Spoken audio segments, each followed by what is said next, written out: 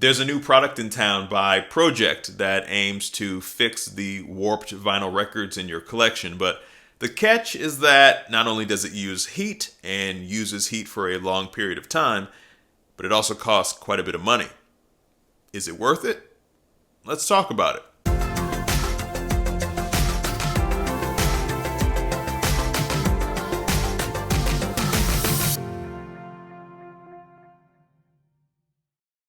Welcome back to the channel. Now, I recently came across a new product by Pro-Ject called the Pro-Ject Flatten It. And as I mentioned in the intro, the promise of the product is to remove any warps that you may have in your vinyl records. So if you have a record that's suffering from edge warp and you also feel that it is causing problems with playback, maybe it's skipping or it just doesn't quite sound right, instead of using something like a record clamp or a record weight to try and minimize the impact of the warp, you can now use the Pro-Ject Flatten It to, at least ideally, remove any warps from your record. But how exactly does this product work? Well, let's dive into what is not only on Pro-Ject's website, but also dive a little bit more into the manual of the actual product to see if this is not only worth your time, but your money. All right, so now we're on the website here. This is for the Pro-Ject Flatten It. As you can see at the top, it says Vinyl Record Flattening Machine. I'll read a little bit about this and then I'll skip a little bit ahead as well to some more pertinent information. So here it says, restore your vinyl collection to its original glory with the Flatten It Vinyl Record Flattening Machine. Designed for audiophiles and collectors alike, this device repairs warped vinyl records and enhances your listening experience. Flatten It is designed to restore your warped records with precision and care.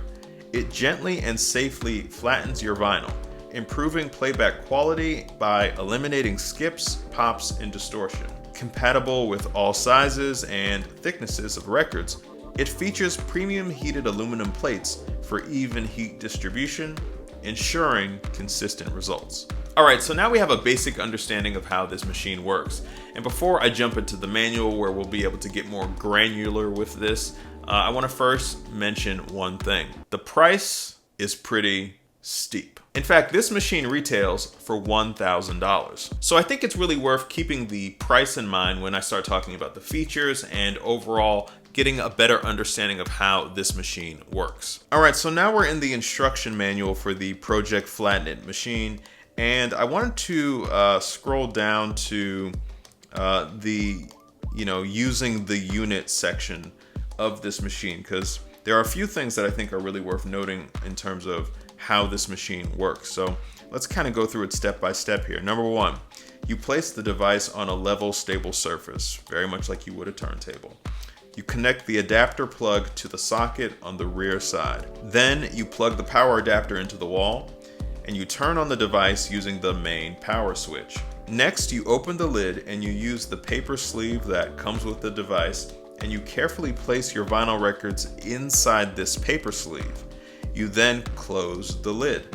Now here's where things get interesting. You're supposed to set the switch to the heating position, and next you have to monitor the temperature on the display. You should use the CF button to switch between Celsius and Fahrenheit. After approximately 1 hour, the temperature will stabilize at around 58 degrees Celsius. And 58 degrees Celsius is approximately 136 degrees Fahrenheit, with a 2-degree hysteresis. In other words, it will fluctuate regularly between approximately 56 and 58 degrees Celsius. Okay, so after a 2-hour heating cycle, switch the device to cooling mode by setting the switch to cooling. Allow the device to cool down to approximately 30 degrees Celsius. After that, once cooled, open the lid and remove the vinyl record. Inspect the record for any remaining warping. If necessary, repeat the process or even extend the heating cycle duration. It also says, note that the device's temperature is electronically regulated, so you can leave the record inside for an extended period without risk of overheating. Now I also want to read one additional thing here.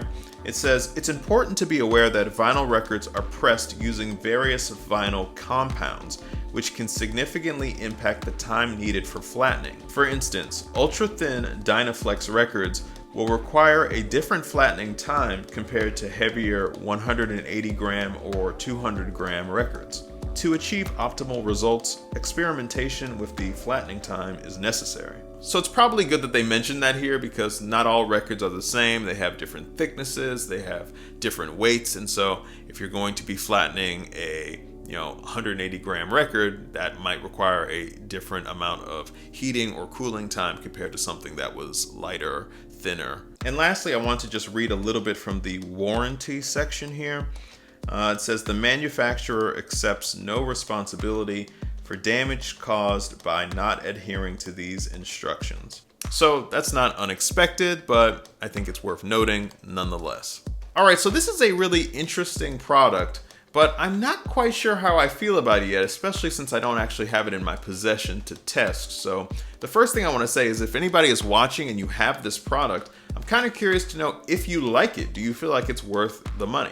Now, I know that Pro-Ject is well established and respected, but I can't really lie and say that I don't have some trepidation here, just at the thought of heating up my records like a burger or a pizza and kind of opening up the lid 2 hours later and hoping everything went according to plan. I just keep thinking about all of the records that I have and how some of them are a little bit more rarer than others and some of them cost more than others, and the idea of putting it inside of a machine for a couple of hours and kind of hoping against hope that nothing really goes wrong with it, it doesn't damage the sound or the overall integrity of the record.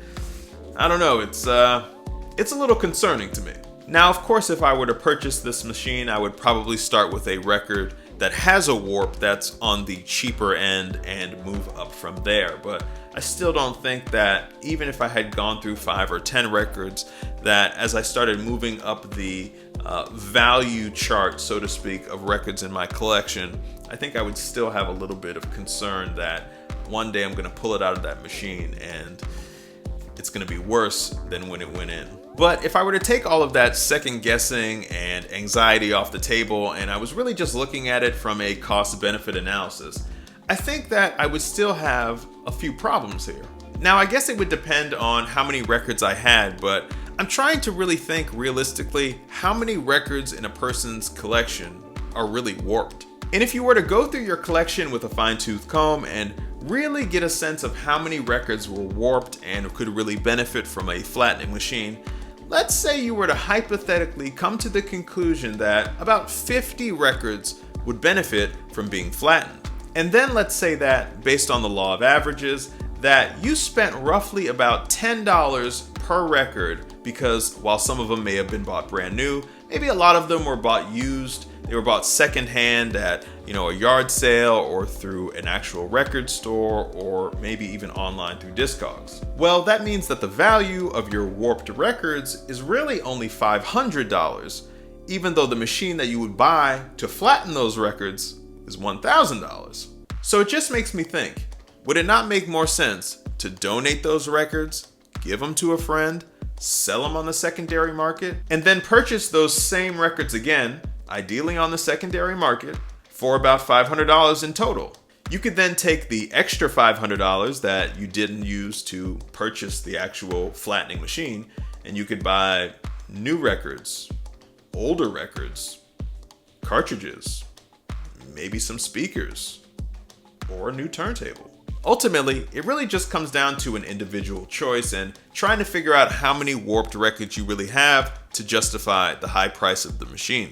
In fact, I could see this flattening machine being very useful to sellers in the vinyl business. So if you're somebody that was, for example, a vinyl record seller on Discogs, and you get a lot of used records in your shop, and they're all kinds of different types of quality. Some of them are really nice, flat, clean records, but some of them have maybe suffered from water damage, or they've been a little bit contorted, a little bit bent due to humidity. I could see investing in a flattening machine like this because you're getting so many records at high volume coming in. You don't really want to reduce an otherwise pretty good record in price just because it has a warp.